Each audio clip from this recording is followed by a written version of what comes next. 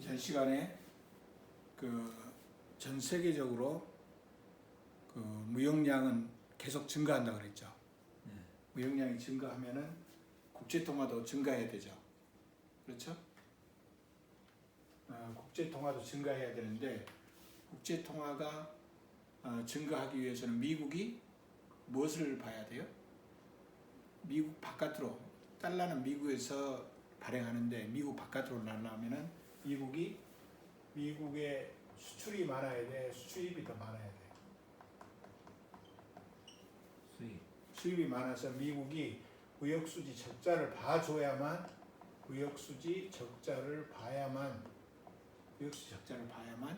이것이 국제통화가 공급된다는 거죠. 국제통화가 공급된다는 거예요. 오케이? 그러면 미국이 그래서 1960년대, 1970년대 초까지 미국이 다행히 국제수지 적자를 계속 봤어요. 미국이 무역수지 적자를 보는 것은 세계 경제에 기여한 걸까, 기여하지 않은 걸까? 기여한 거죠. 근데 이제 문제는 이게 적자를 보는데 적자를 본 나라는 반드시 또 상대편에 흑자 본 나라가 있죠. 흑자 본 나라가 있어가지고 무역수지 흑자 본 나라가 그때 미국이 도와줬던 나라들, 대표적으로 도와줬던 나라들이 어느 나라예요? 제2차 세계대전을 일으켰던 나라. 일본하고 독일이 흑자를 봤단 말이에요. 이게 흑자를 보는데 이것이 이제 이렇게 해서 국제 유동성 측면에서는 문제가 해결됐어요. 문제가 해결됐는데 미국하고 독일이 흑자를 보니까 달러가 쌓였는데 이 달러는 실질적인 가치가 없잖아요. 뭘로 바꿔준다는 전제하에서 그게 의미가 있는 거예요? 달러를 금으로 바꿔준다는 측면에서 달러를 금으로 바꿔준다고 했는데 이게 이제 일본과 독일이 가지고 있는 달러가 미국이 가지고 있는 금보다 더 많아 버려요. 그러니까 실제로 바꿔줄 수가 있어 없어? 없어요. 바꿔줄 수 없으니까 바꿔달라고 그랬단 말이에요. 그러니까 못 바꿔주겠다고 불태화 선언을 해버렸단 말이에요. 불태화 선언을 해버렸어요. 그래서 선언을 해서 1달러에 35달러에 1온스 하던 것은 깨져버렸어요. 그래서 기본적으로 브레튼 우드 체제가 깨져버렸어요.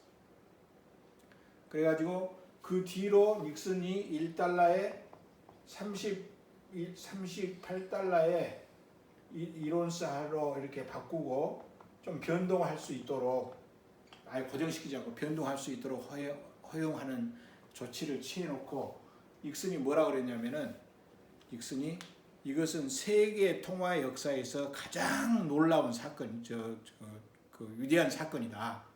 그렇게 하고 다시는 1달러에 1온스에 38달러 하던 것을 그 약속은 계속 지키겠다라고 호언을 했단 말이에요. 근데 그 다음에 그 약속이 지켜졌을까 안 지켜졌을까? 안 지켜졌다. 벌써 알아. 그 말은 무슨 말이냐면은 그때 전 세계에서 가장 힘이 강한 사람 누구예요? 닉슨 대통령이에요.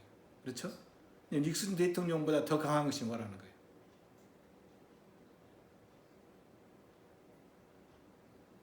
경제 법칙이라는 거예요. 경제 법칙을 거스를 수는 없단 말이에요. 그래서 이걸 계기로 해서 무슨 제도로 바꿔버렸냐면은 고정환율 제도, 전 세계가 고정환율 제도에서 무슨 환율 제도로 바뀌어버린 거예요? 변동환율 제도로 바뀌었다는 말이죠. 변동환율 제도로 바뀌었어요. 그러니까 변동환율 제도로 바뀌었다는 말이죠. 그러니까 세계 경제가 잘 되기 위해서는 국제 유동성이 충분히 공급돼야 되고 또 어떻게 보면은 신인도라고 그러는데 confidence. 그러니까 어떻게 보면은 달러를 금으로 바꿔준다는 이 약속이 서로 충돌돼 버린 거예요. 충돌돼 버려. 이것을 유동성을 지키자니까 이것이 깨져버려가지고 결국 안 돼버린 거죠. 그러면 신인도를 지키자니 유동성이 공부가 안 돼버린. 그러니까 둘 중에 하나를 해결하려고 그러니 다른 것이 해결이 안 되면서 그 와중에 어쩔 수 없이 어떻게 보면 이것은 딜레마라 그러죠. 딜레마에 빠져서 결국은 고정 환율 제도에서 변동 환율 제도로 옮기게 됐다는 거죠. 오케이? 원래는 가고 싶었어요, 안 가고 싶었어요? 변동 환율 제도로. 가고 싶지 않은데 어쩔 수 없이 갈 수밖에 없었다 그 말이죠. 지금 세상은 무슨 환율 제도예요? 변동 환율 제도죠. 그러죠? 지금 환율은 변동. 지금 그래 환율이 자꾸 변동해요, 안 해요? 요새. 해요. 변동하죠. 변동하죠. 옛날에도 변동했다 안 했다? 했다. 옛날에는 안 했었는데 지금 하는 걸로 바뀌었다 그 말이죠. 오케이? 옛날에는 안 바뀌었죠. 그래서 변동 환율 제도. 지금 우리는 무슨 환율 제도에 살고 있냐면은 변동 환율 제도 시대에 살고 있어요. 그렇죠? 그러면 고정 환율 제도하고 변동 환율 제도 중에서 어느 것이 더 좋을까요?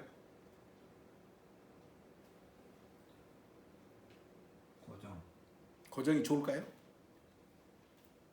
좋은데 안 좋은 대로 바뀌었을까?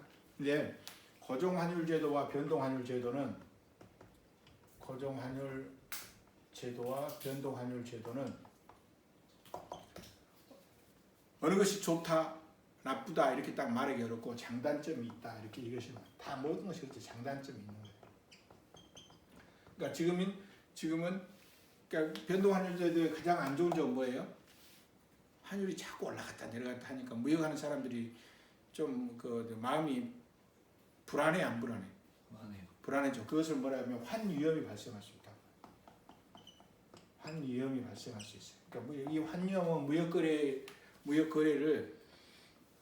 거래를 그 어떻게 보면은 환위험은 무역 거래를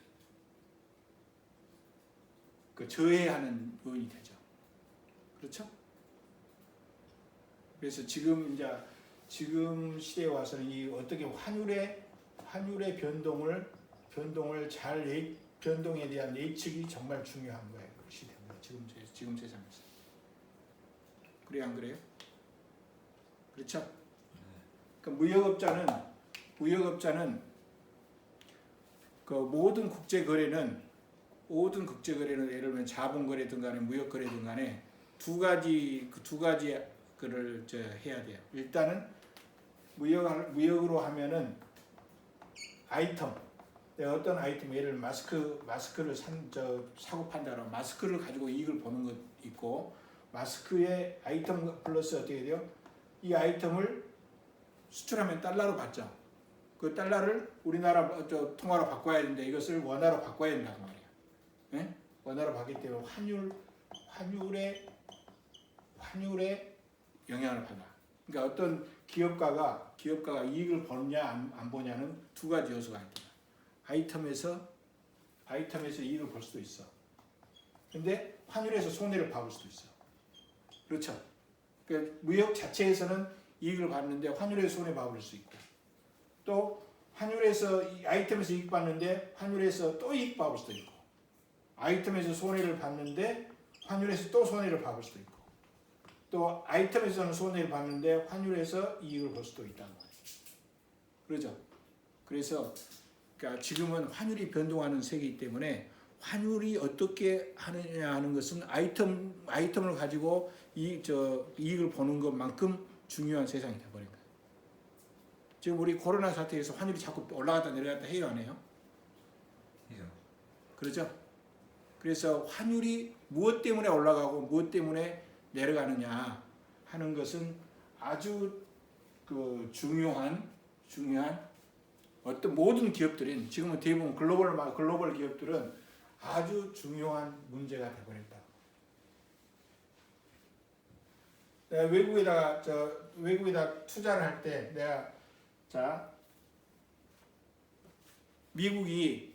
미국이 우리나라보다 금리가 높다 그러면 미국 은행에서 금리를 더 높게 해준다 그러면은 우리는 한국에다 투자하는 것보다 그 예금하는 것보다 미국에다 예금하는 게 낫죠. 그럴까요, 안 그럴까요? 그렇죠. 예를 들면 미국 금리가 한국 금리보다 높다 말이에요. 금리보다 그러면 자본이 한국에서 미국으로 가는 게 낫다는 말이죠. 그렇죠? 언제 가냐면 현재 가. 현재 가는데 나중에 이놈 돌아와야 된단 말이에요. 차라리 1년 후에 다시 그 돌아올 때는 이제 미래에 돌아오는 거예요. 예를 들면 1년 후에 돌아오는 거예요. 1년 후에 돌아올 때 이때는 환율이 어떤 1달러에 1,200원이었는데 그때 1달러 받았더니 이거 1,200원인데 이거 뭐 900원으로 바뀌어버렸어. 그러면은 금리에서 이익 받는데 환율에 손해가 버리죠. 그렇죠? 그러죠. 그러니까 이 미래 지금 현재 환율도 중요하지만 미래의 환율이 어떻게 될 것인가가 무역을 하는 사람 입장에서 이게 그 투자를 하거나 이런 사람들 입장에서 엄청 중요하게 되죠. 오케이? 그다음에 무역도 그 수출을 하게 되면 수출을 바로 현금으로 그 결제가 되는 게 아니라 뭐 30일 후에 60일 후에 주겠다고 이렇게 외상 수출이 될 수 있거든요. 외상 수출이 되면 달러를 예를 들면 60일이라면 60일 후에 달러를 주니까 60일 후에 딱 받을 때 달러가 지금 현재 달러 가격과 달라져 버린다고 말이에요. 어? 그 달러 가격이 더 떨어져 버리면 오히려 거기서 손해 봐 버려요. 그래서 이렇게 해서 이게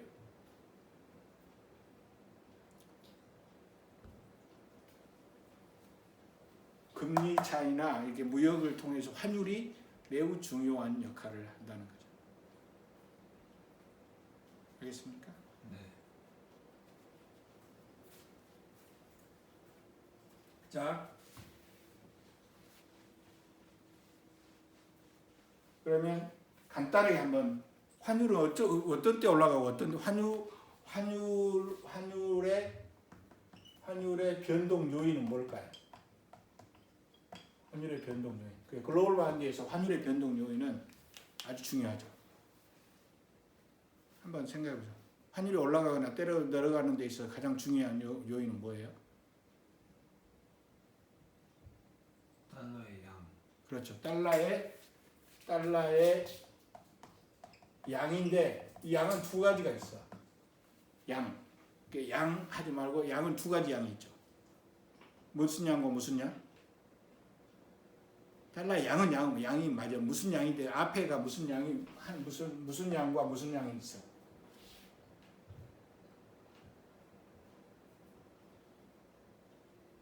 그렇죠? 달러의 양 맞아. 달러의 양인데 무슨 양과 무슨 양이?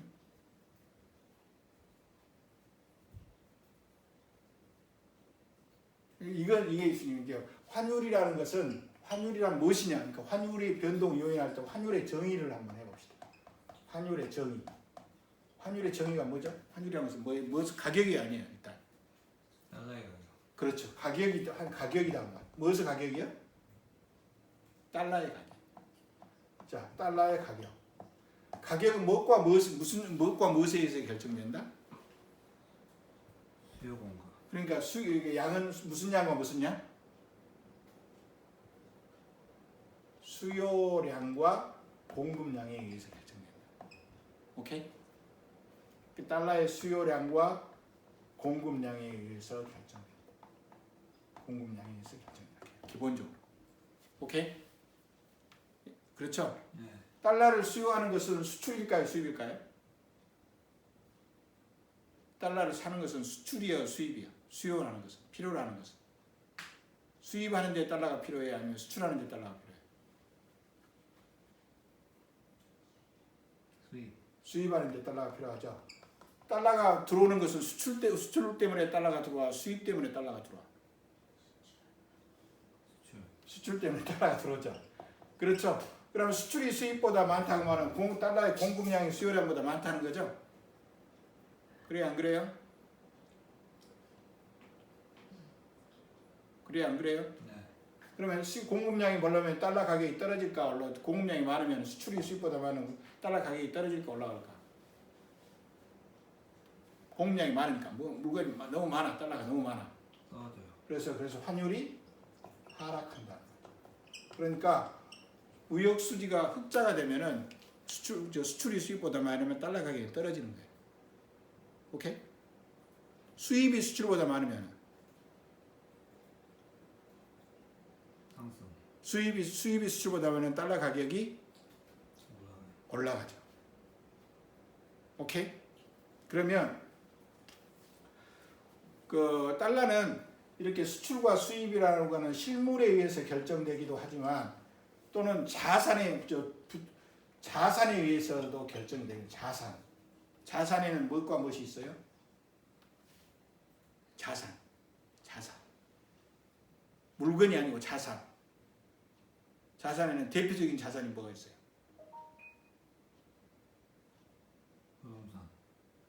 부동산. 부동산도 있죠. 또 금융자산, 이건 부동산이고 금융자산, 현금.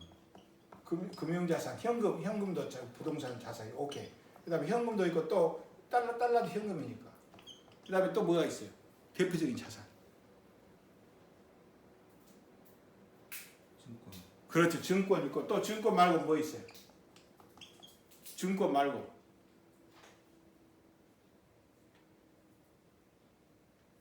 보험. 응? 보험. 보험도 증권이죠. 그다음에 증권하고 말고 또 빌리고 빌려주는 거. 대출 받는 것을 뭐라 그래? 그 자산으로 채권이라 그러죠. 채권. 오케이? 채권이라 그래. 그러면 자 한번 봅시다. 자 봐봐요. 우리나라 증권 가격이 올라가요. 그러면 환율은 어떻게 될까요? 우리나라 증권이 막 화랑이 돼요. 증권 가격이 계속 올라가고 있어. 증권 가격이 지금 계속 우리나라 주식시장 화랑이 증권 가격이 올라가고 있어. 그러면 환율은 어떻게 될까요? 떨어져요. 왜? 올라가니까. 그러니까 증권 가격이 올라가니까 사람들이 외국 사람들이 우리나라 증권을 살라 그럴까 안 살라 그럴까?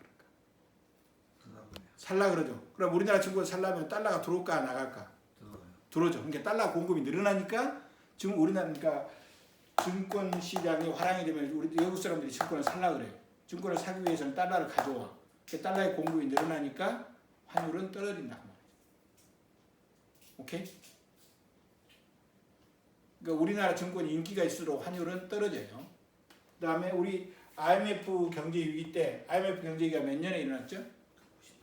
1998년 잘하네. 1998년에 일어났는데 그때 우리나라 증권이 인기가 있었을까요? 없었을까요? 증권이나 채권이.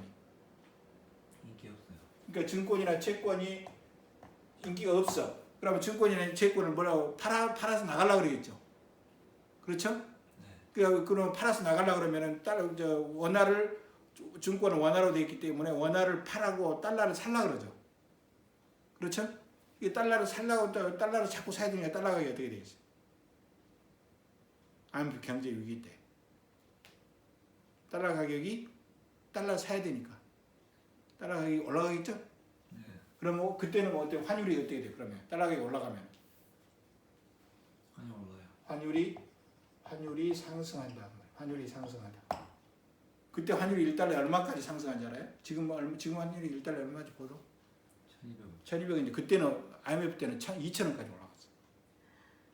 2,000원까지 올라갔어. 지금 우리나라 코로나 위기가 발생했을 때 환율이 올라갔어요. 처음에 딱 봤을 때 환율이 올라갔어요, 안 올라갔어요? 올라갔어요. 올라갔죠. 왜냐하면 사람들이 달러가 안전자산이라고 생각한 거예요. 훨씬 더 글로벌리. 그때 우리나라는 코로나가 발생해가지고 엄청 힘들었고 미국에서는 아직 코로나가 발생하지 않았어.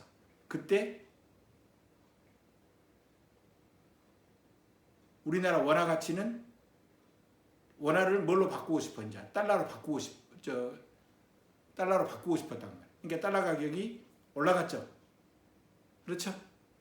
그다음에 지금 코로나 사태가 우리나라는 진정되고 미국은 다시 이제 미국으로 이제 옮겨갔어. 그러니까 오히려 상대적으로 달러 가치가 떨어지는 거죠. 오케이? 네. 그래서 그러면 우리나라 경제 상황이 좋을수록 환율은 올라갈까 떨어질까? 떨어져요. 우리나라 경제 상황이 안 좋을수록 올라가요. 올라간다고 말이에요. 그러니까 환율은 변동 요인도 되지만 환율의 변동과 변동을 보고 우리나라 경제 상황이 어떠지 않느냐 하는 것을 볼 수 있는 또 지표도 된다고 말이에요. 이해가 돼요? 네. 이해가 돼요? 자, 그래서 저 글로벌 마인드를 가졌다 그 말은 사실은 환율에 대한 관심을 아주 갖는 것이 중요해요. 자, 봅시다. 자, 환율에 대해서 조금 이야기 더 하게요.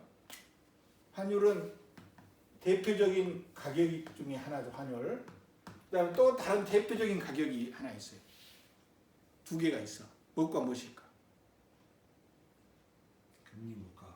그렇지, 금리하고 물가예요. 환율이 3대 중요 그 가격 변수예요. 오케이?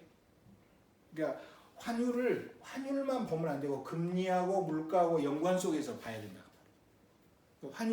내가 환율에 대해서 예측하고 싶다 그러면 이 환율만 봐갖고는 안 되고 금리하고 물가하고 이런 것들을 다 같이 봐야 된다. 오케이? 금리하고 가장 민감한 것이 뭐예요? 채권하고 증권이죠. 그렇죠? 증권이요. 근데 물가 이것은 실물 경제하고 관계되는 거예요. 실물 경제하고 통화하고 관계되는 거예요. 그래서 이 환율이라는 것은 이건 다 연관이 되는 것이다. 연관이. 그래서 환율 하나만을 가지고 환율을 정확하게 이해할 수는 없다는 거죠. 오케이? 네. 자, 이 세 개 중에서 변동성이 제일 심한 게 뭘까요? 변동성이 제일 심한 거 이 세 개 중에서. 환율. 그렇죠. 환율이 제일 변동성이. 그 다음에 금리. 그 다음에 뭐예요? 물가. 물가. 이 세 번이 되는 거예요. 오케이? 그러면 예를 들면 때문에 코로나 쇼크가 있잖아. 코로나 쇼크가 발생했을 때 이것은 갑자기 어떤 상황이 변화가 발생한 거예요. 그럼 이 변화가 발생했을 때 이 셋 중에서 움직이는데 어느 것이 제일 먼저 움직여 버릴까? 제일 민감하게 움직이는 것이 환율이 움직이는 거예요. 환율이 먼저 움직여. 이놈 그다음에 이놈은 조금 움직이고 그다음에 이놈은 조금 움직이고. 오케이? 그럼 이놈은 움직이지 않는 게 아니라 물가도 움직여. 그러면 처음에 이놈이 초기에 이렇게 많이 움직여 버려요. 그러면 이놈은 안 움직이고 있다가 시간이 지나면 이놈이 조금 움직이기 시작한다고. 이 방향으로. 그러면 이놈은 어떻게 돼요? 처음에 이놈이 안 움직인 만큼 이놈이 움직여 버려요. 근데 이놈이 다시 어떻게 돼요? 약간 떨어져 준다. 처음에는 과도하게 움직였다가 나중에 떨어져져. 뭐 할 때까지? 물가가 천천히 움직여줄 때까지. 응? 이것은 뭐냐면은 오버슈팅이라고 그래요.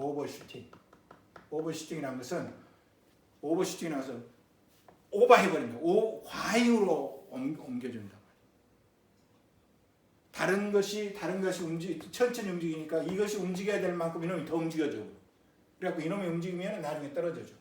그러니까 환율은 오버슈팅 현상이 발생한다는 것도 아주 중요한 현상이에요. 오케이? 네. 그래서 이 환율, 금리, 물가 이런 것에 대해서 이야기를 해요. 자, 우리 이전에 고정환율제도 배웠어요, 안 배웠어요? 배웠어요. 고정환율제도는 그러니까 국제수 환율에 의해서 조정이 돼요. 환율이 고정환율제도면은 고정환율이면은 환율이 조정이 안 돼 버리겠죠. 환율 자체는 움직이지 않잖아요. 그럼 무엇이 움직일까요? 조정을 해야 되는데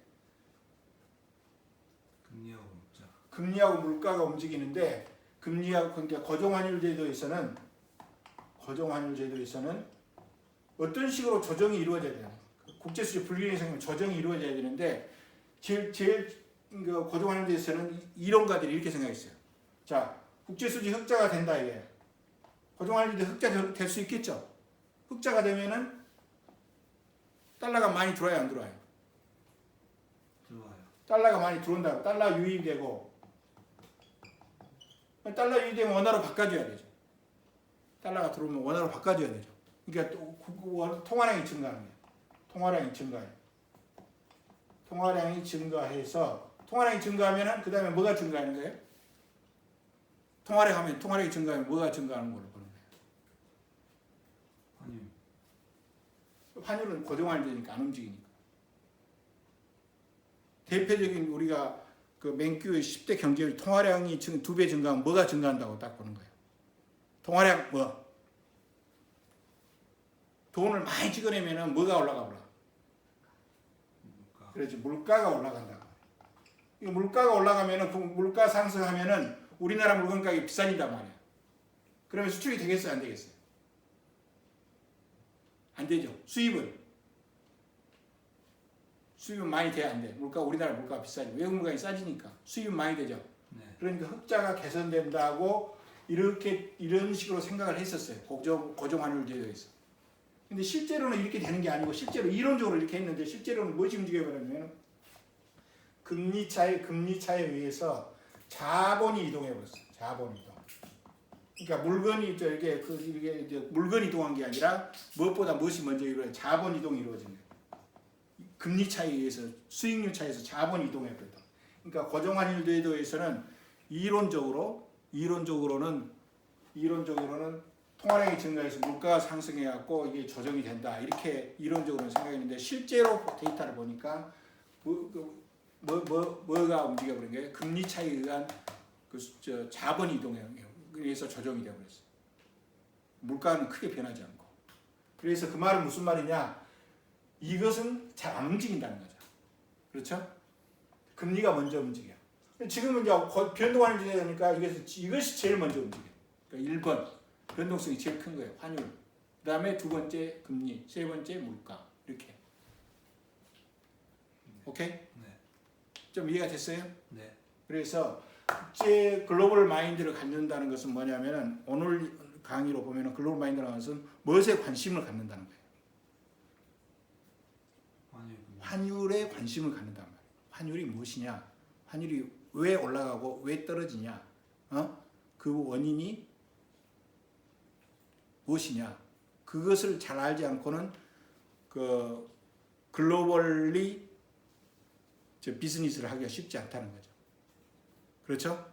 그걸 피할 수가 없다는 거예요. 무엇을 무역을 하든 투자를 하든. 오케이? 네, 여기까지.